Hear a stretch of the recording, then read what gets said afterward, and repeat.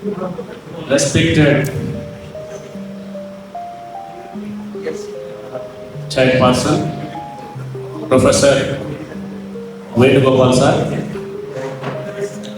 and the dignitaries on the dais, especially to Professor Sanjay Kumar Satpathy sir, Honorable Vice Chancellor, Kalahari University, Odisha, and our former Pro Vice Chancellor, Tora Campus, Professor G. Sindhya sir, and Professor Sushil Patnaik, Editor, JBMCR, other dignitaries, and Professor C.P. Suresh sir, all the research scholars who are attended to this international seminar, and the students, and especially to the organizer, Professor Biswal sir. A very good morning to you, and I am also very happy to present my paper in this international seminar titled as Innovation in Business and Academic, Research for Sustainability and Wellness in Global Scenario. Today, in this international seminar, I am going to present my presentation on the business history and the business community's sustenance of Indian trade during pre-modern world. Before I get into the topic, I will briefly tell you about what does mean by business history, why we need to know about the business history, why we need to have some idea on the business history. This business history, it is the academic discipline where it covers the topics in historical perspective with a reference to the study of the history of the films. It study about the history of the entrepreneurs and historical trends which have taken place in the history, and it also study about business trends, ups and downs, business cycles, and linear business trends. That everything it's going to be studied. This business history from 1920s onwards, Professor N.S.P. Grass from Harvard Business School, he have started it. From there itself, he started collecting all the business history related articles and started publishing, and it became a journal, and after that it became a big subject and discipline right nowadays. And when it comes to the Indian context, IIM Ahmedabad, Professor Dwijendra Tripathi, under his leadership, this subject have been floating and reaching to many people. He also published one prominent book, Oxford History of Indian Business.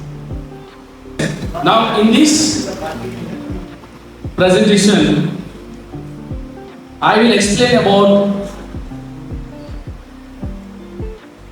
the conditions which were existed during pre-modern world times.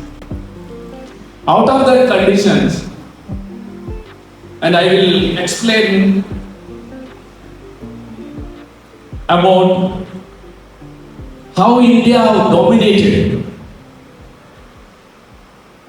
throughout all the phases the entire business of the world. And third point I am going to explain to you about, for every context, in every context, how India getting an opportunity to become or to making a golden period in its business. Next point I am going to discuss in this paper is how our business communities played a major role in making Indian business always successful.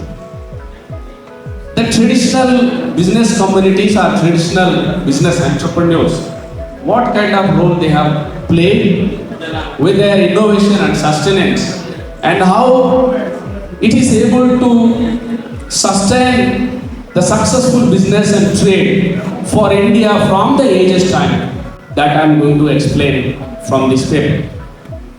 During the ancient time, there were many crises taking place in the history of the world business.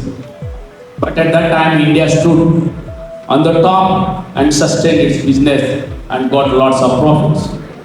During medieval time also, the entire world business was falling into the crisis. At that time, India stood and sustained its business. And during pre-modern time also, that entire world fell into the crisis. But India stood successful in getting more profits from the entire world. Why these kind of things happen? Why India have never failed in the history of the business? Or why India never failed in the discourse of the history in doing business and in making profits? Even today also, look at the world and all the Western countries, now they are declining in their business, but India still have been sustaining even today itself.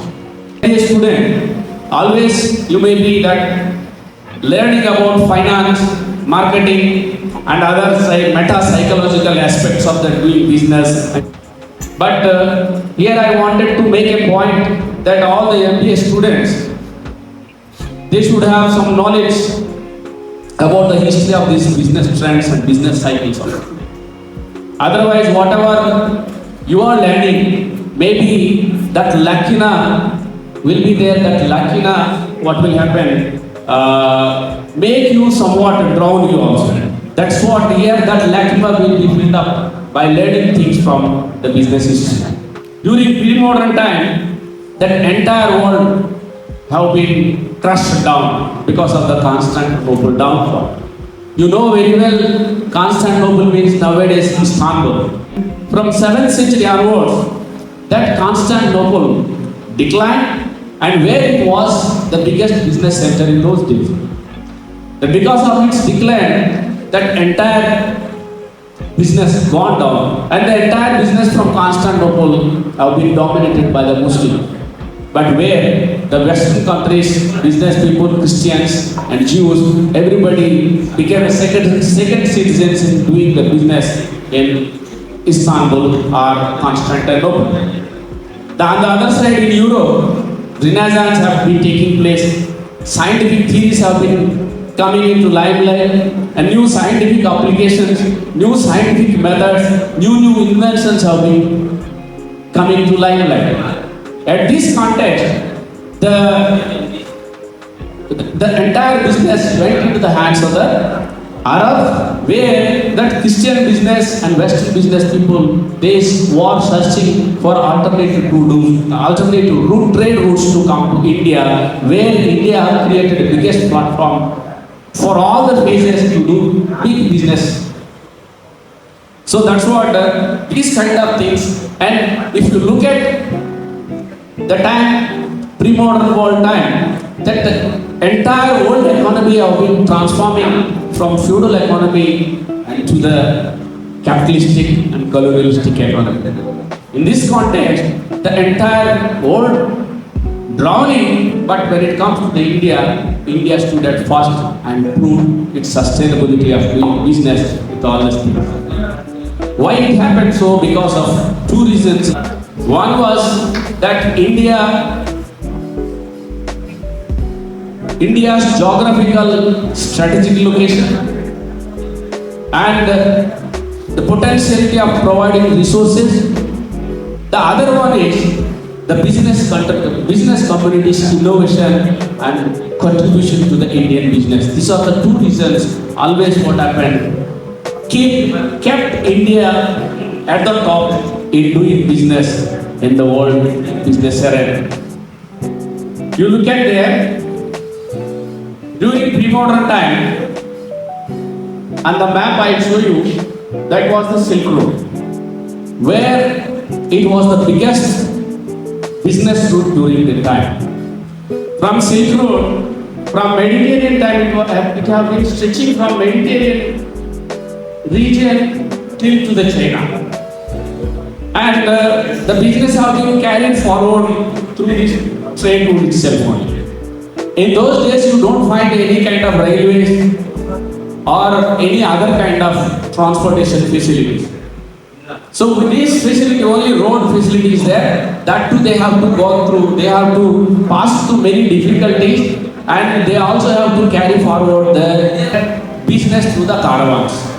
Caravans in a sense, you see, with huge kind of military protection, with armed men, they used to carry forward their business articles from Mediterranean region till to the China.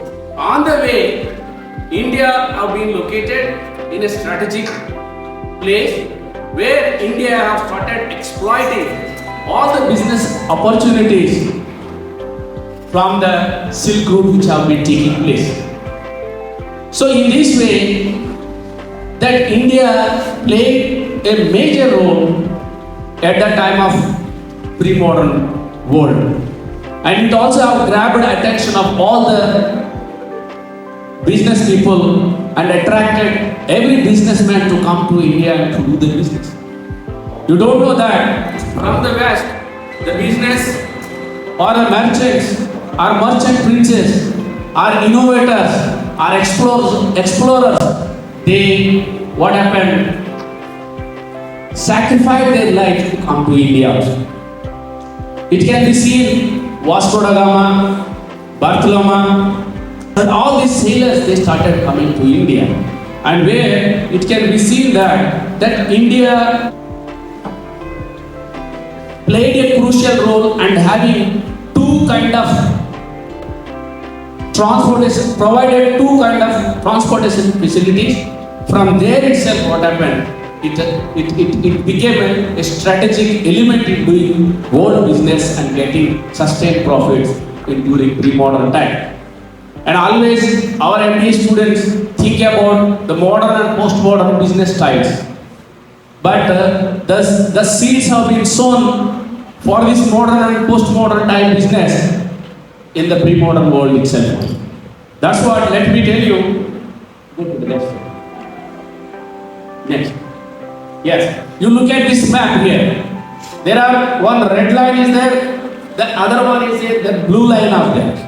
Here you can see on red line and on the blue line that it surrounds the Indian continent itself. So red line is nothing but an overland road, and blue line is nothing but an overseas transportation facility, where India acted as a confluence place for these two ways. Strategically, it played a major role in attracting the international business communities and business and sustainability in this time. That's what now innovation and sustainability, everything need to be drawn or need to be learned from the history itself only. Nowadays, let me tell you, from the West or from the Southeast Asia, from other parts of the world, sometimes business they are growing and reaching the heights and immediately it's falling down. We don't know why they are rising and why they are falling. But in between there are lots of analysis coming from the experts. But from the historical perspective, I can tell you that sustained business, sustained trade made India only made possible to do all these things. Why? Because in India, the business communities played a major role in sustaining the trade and commerce and getting the elements from all over the world. But let me tell you, global business communities also are there who have played a role. Armenians are there, the Jews are there, Saudians are there, Chinese merchants who are there, the Kyrgyz who are there, and Arabs who are there. And these business communities always try and die to come to India. to do some trade with India, where whatever the commodities and the trading items they purchase from India, they used to get lots of profits from the West Indies. I'll tell you one small example that Vasco da Gama came to India during medieval time and he purchased all the spices from India and he went to West and he sold out by getting the profits 80 times. This is what a kind of that India possesses the potentiality to do the business and to do the trade with the entire world during pre-modern time. But how come this has happened? I'll tell you one thing. Even the kings and merchant princes and emperors also have encouraged all these sailors to go to India and to do business with India. Because that Indian have a kind of a sustained potential resources and then also have kind of business communities that with a lot of talent, with a lot of courage, with a lot of knowledge and with a lot of commitment. When it comes to the India, you can see Banjaras are there, Baniyas are there, Marwaris, Gujaratis, Khatris, Komatis, Chettias, Moflas, Punjabis, Sindhis, Parsis, Syrian Christians. You see all over India, you can see many Indian business people. They continued and sustained. What I mean to tell you is nowadays that all MBA students and in all our academic curriculum, we are borrowing things, techniques, theories and everything from the West. But what I insist over here, there is lot of archaeological resources in our hands can be seen that the business communities from our India success. All our business communities, they had a good network all over the world and they know many languages which spoken during that time in the world. They know more about the cultures and traditions about many communities all over the world.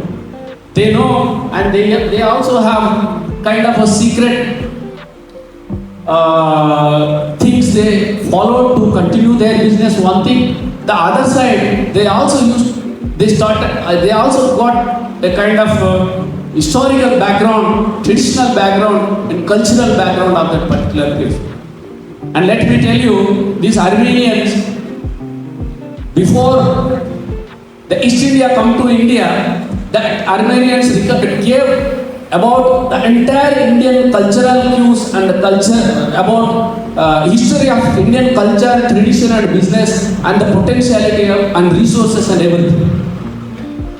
It does mean that you see that East India Company, it was a company floated to get the profits, and before the East India Company floated, that Armenians already they procured all the knowledge about Indians' resources and potentiality and everything. So that's what the international business communities play a major role. That's what every student need to get the cues and traditional insights, whatever they have been carried forward from generation to generation, that also we need to be studied and need to know to sustain our innovation and everything.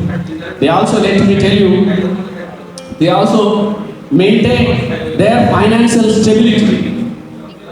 They maintain their financial stability throughout the generations. And that secrets also have been carried forward from one generation to another generation. Carried out. And at last, I will tell you some of the factors. Here you see I have some pics I kept over here. That the first one is commodities from Andhra. They did not wear any kind of jackets, blazers or any ties or anything. But you see, they are completely looking so traditional, but they have done, they possessed their potentiality doing so the international business in 5th century, 6th century and in the 14th century, 17th century. And look at that Khatris. And look at this last picture. There's a Chettiya from Tamil Nadu. And here Parsis and Baniyas and their business marketplace and everything. And if you interact with them, they will tell you lots of stories about the entire world, and in particular and in general it seems. Nowadays, software business, paperless business, and some other innovative things are coming. But in those days, the business standards they maintain, and that is very useful to the present day business entrepreneurs to sustain their business, and also can learn the things from them to do their business in an innovative way. Nowadays, the business schools are teaching you individual-centric, meta-psychic ideas that can be determines the entire business. But I will tell you, the secret of sustenance and the secret of innovation and everything lied with the traditional life which was there with our Indian business communities. Jewish people are there. That Jewish business community, almost 50% of the world business have been controlled by the Jews. So with this, that factors also need to be minded and have to be put it into practice. That will be helpful for the sustenance and innovation of their business. For example, so for this, in this context, I can say the geographical factors and resources and the potentiality of our subcontinent and the marketing techniques and the securities provided by the emperors and the quality of the product and the business community's commitment and their innovation team, this is all helped a lot for their sustenance, especially to the Indian subcontinent. I will tell you one thing. Recently, in the first quarter of the 20th century, then the world have been facing economic depression, but at that time, India was in rise. All Indian business communities were getting profits. And before that also, during colonial time also, I will tell you during colonial time that the colonial masters East India Company came to India without having any money in their hands. But to that East India Company, our Indian business community have only financed it. That need to be discussed.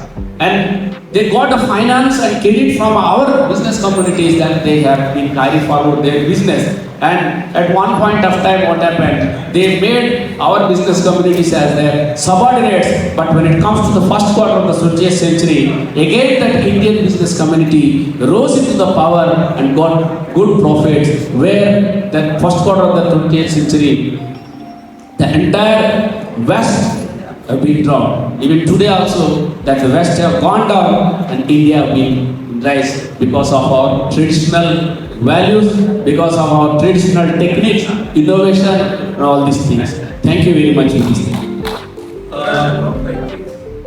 I guess, sir, the ethics. Okay, good presentation, Sivaji. You are very confident, you are very articulate, and very wonderfully, very lucidly you have explained. Right? Okay, thank you. Thank you. All the best.